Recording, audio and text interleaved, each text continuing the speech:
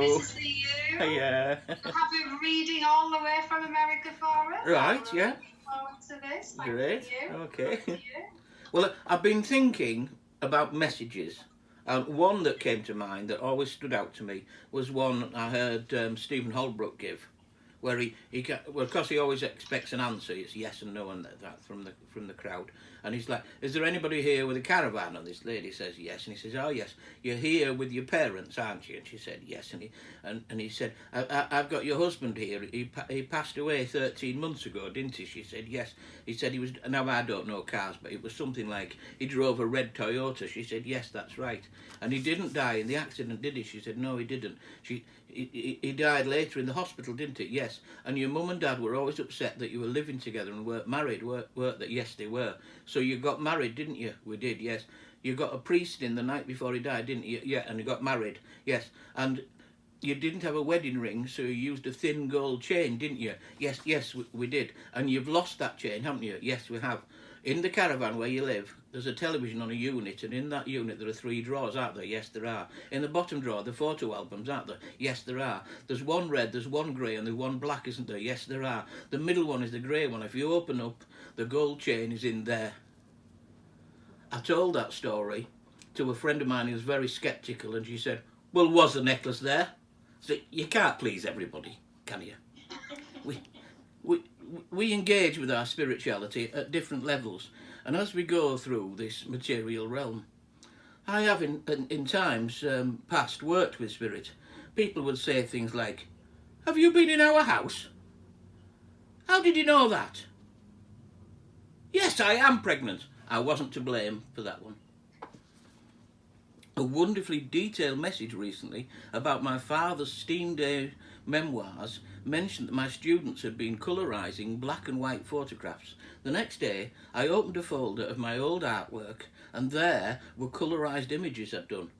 He meant that I should do the artwork for the book. I came here to church one time when I was really down, and the medium said that I was going to be playing guitar. "No," I said. "Your friend here has a guitar and he means you are going to play a tune." The next day in Rotherham, I was given all the difficult students to engage in poetry writing, and they did brilliant. I was sent the appraisal forms afterwards. One of the students had written across the form in huge letters, "Adrian rocks." I don't really understand where such a translation glitch comes from. We are all unique in our connections, yet sometimes the meaning becomes clear later. Sometimes the transition from spirit through a guide, through a medium, through a church hall doesn't always flow as clearly or as pointedly as intended. This is where we come in. We sit here with our hands palm up upon our knees and we engage with spirit. I believe that is our main role. It is not to sit and hope for a message. It is to engage with the greater spirit. We are part of the conduit, and we can strengthen the flow. Yes, we might receive words and images with personal connection. We will. Yes, we might receive those words. We will receive confirmation of the ongoing nature of existence.